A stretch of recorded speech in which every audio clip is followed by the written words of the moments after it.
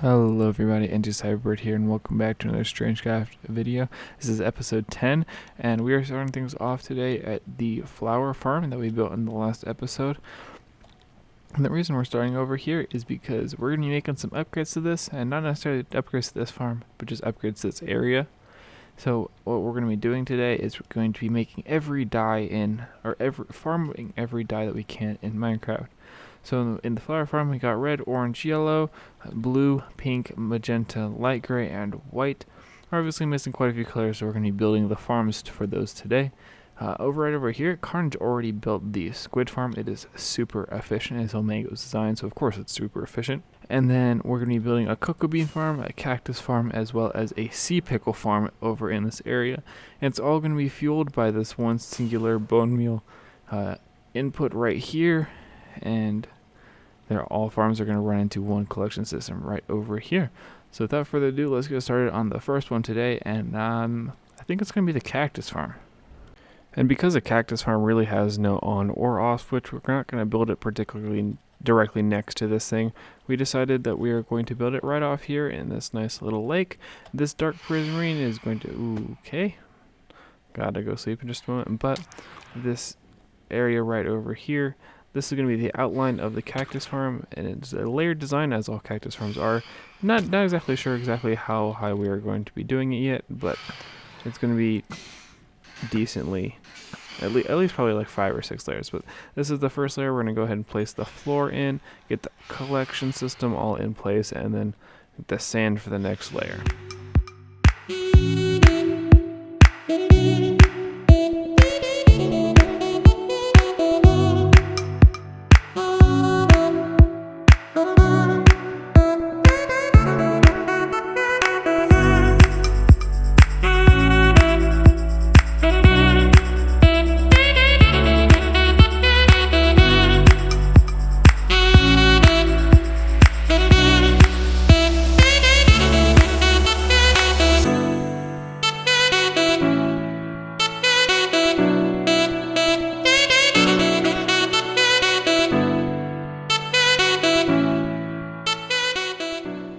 After a good bit of time, and after the time lapse you just saw, the cactus farm is actually done now.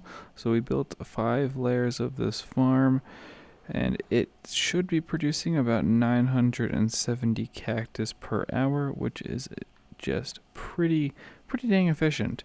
All of these drops are getting dropped and then funneled into the essential collection underneath the farm, and that runs into a tiny little smelter that is automatically smelting all of the items. And by tiny, I mean, if I can get down here, it's 4 furnaces. It truly is tiny. But the drops after they get smelted are getting dropped out into a water stream, which take them across, up, and then put them into this storage right here.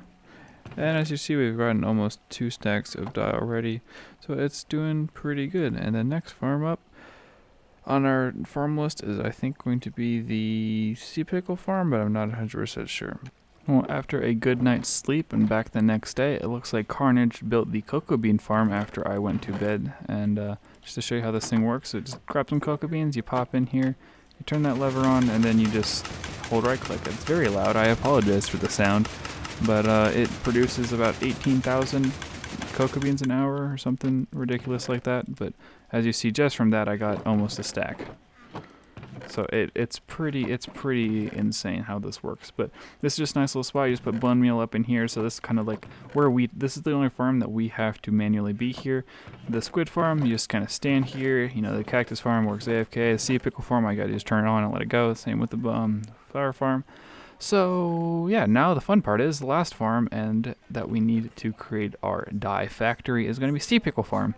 And it looks like Carnage has been doing a little bit of resource gathering, and I think we already planned out a spot for, I don't know where it's actually going to be, where storage is going to be, because we also have to run into a furnace array.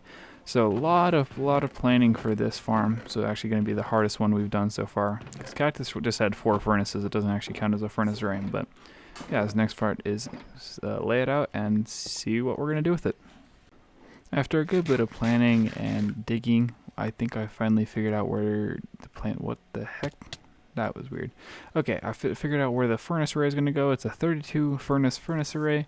Originally, I think this is, not sure who originally made this design, but nice and two back-to-back furnace design, and every 8 there's one of these droppers. There's only 2 because it's 16 on each side, but they flush the items into the central point where they are getting flushed this way, and then there is going to be a soul sand elevator right there, which I will just flat out show you, which will be right here. This is where the items are going to come up, and they're going to come up here, and they are going to flow over these hoppers up here.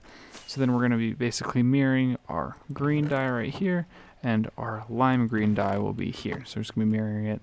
So all I got to do is now is get the last bit of redstone in place for the furnace array, and then also work on actually figuring out where the farm is going to go, because that's kind of important. And with all but one step left on the furnace array, which is just where the input chest is actually going to go for the fuel, this input chest right here is where the input for the sea pickles is going to be, and it's going to be 4 hoppers, and it's going to be one water stream flowing over with all the drops from the sea pickle farm. It's going to flow over these and load this chest really, hopefully fast enough for these hopper minecarts to be able to keep up with it. But these detectors over here, what they are here for is they're detecting the signal strength coming out of the hopper minecart. So as soon as it's full, the signal strength will turn on, powering the rail, which will briefly open the fence gates, but long enough for the minecart to escape, to move out of the fence gate, and then it's going to go all the way down, and then come all the way back, and then it should be ready to fill back up at the end. It's going to keep going back and forth until it's done. So now what we've got to do is actually build the sea pickle farm and get all the inputs and outputs hooked up. The output for the furnace array is going to come up this drop right here. It's going to mirror the cactus farm, is kind of the look we were going for. I think we're going to build the sea pickle farm like right in this general area, so the output can just flow here and then flow over the hoppers down there. But I'm not sure yet. We're going to get the floor plan laid out for the farm, and then we'll get there. And well, the sea pickle farm is a great success. Apologize for the noise ahead of time, but yeah, there you go. This is a 90,000 per hour sea pickle farm. Not that we're ever going to need that much sea pickle, but you know, it's good to have. So now the fun part is we have to see if all of this is actually being collected, or if there's anything else, and we got to run the output from this into the output for the, the input for the output from this into the input to the furnace, and then the output into the chest. So let's go ahead and hook up those water streams.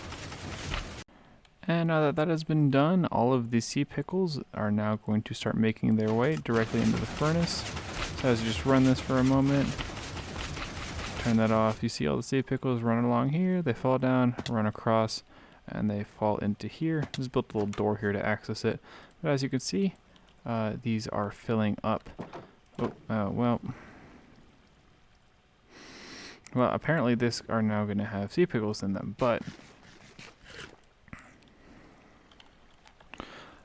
you can see, oh my gosh, that's not what I'm trying to click. Well, now there's not as many sea pickles, but there is plenty of sea pickles being produced by this farm.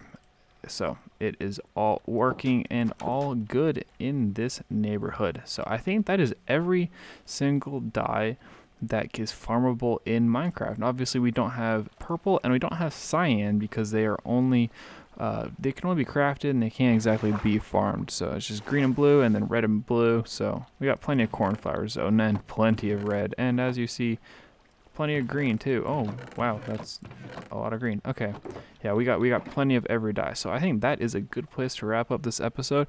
If you guys did enjoy, please go ahead and leave a like, comment, and subscribe, and leave any questions you have down below or any suggestions you have for future videos. But thank you everybody so much, and I will see you guys in the next one. Peace.